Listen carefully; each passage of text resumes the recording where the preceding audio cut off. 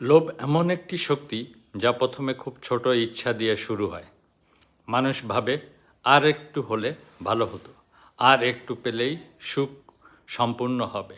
আর এই আর একটু চাওয়াই ধীরে ধীরে মানুষের ভিতরে এক নীরব আগুন জ্বালিয়ে দেয়।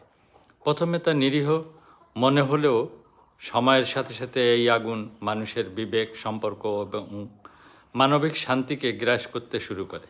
বাস্তব জীবনে দেখা যায় অধিকাংশ বড় দুর্নীতি, প্রতারণা কিংবা বিশ্বাসঘাতকতার পিছনে মূল কারণ থাকে লোভ। একজন মানুষ যখন নিজের প্রয়োজনের সীমা অতিক্রম করে অতিরিক্ত পাওয়ার আকাঙ্ক্ষায় অন্ধ হয়ে যায়, তখন সে ধীরে ধীরে নৈতিকতার পথ থেকে সরে যেতে শুরু করে।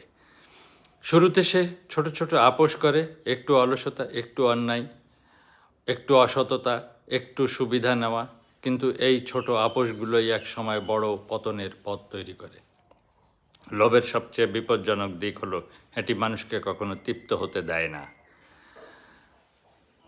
যত বেশি পায় তত বেশি চাইতে শেখায়, ফলে মানুষ ধীরে ধীরে জীবনের প্রকৃত আনন্দ হারিয়ে ফেলে। অর্থ, ক্ষমতা বা সম্পদ বাড়লেও তার মনের ভেতরের শান্তি কমতে থাকে। পরিবারের অশান্তি বাড়ে, সম্পর্কের বিশ্বাস ভেঙে যায় এবং মানুষের আত্মসম্মানও ক্ষয়ে যেতে শুরু করে।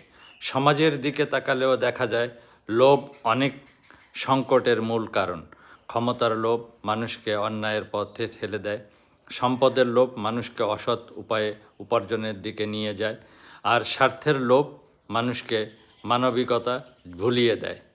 ফলে ব্যক্তি থেকে সমাজ, সব জায়গাতেই এর ক্ষতিকর প্রভাব ছড়িয়ে পড়ে।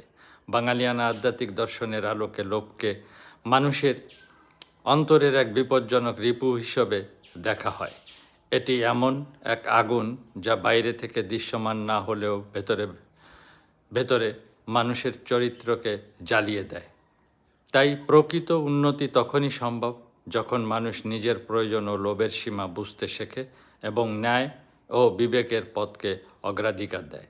জীবনের প্রকৃত শান্তি সীমাহীন ভোগে নয়, বরং সংযমে। কারণ লোভের আগুন যত বাড়ে, মানুষের শান্তি তত কমে।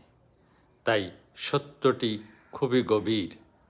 লোভ কখনো হঠাৎ ধ্বংস ডেকে আনে না, এটি নীরবে ধীরে ধীরে মানুষের জীবনকে ভিতর থেকে পুড়িয়ে জ্বালিয়ে দেয়। তো বিষয়টি ভাবার অনুরোধ রইল, ভেবে দেখবেন।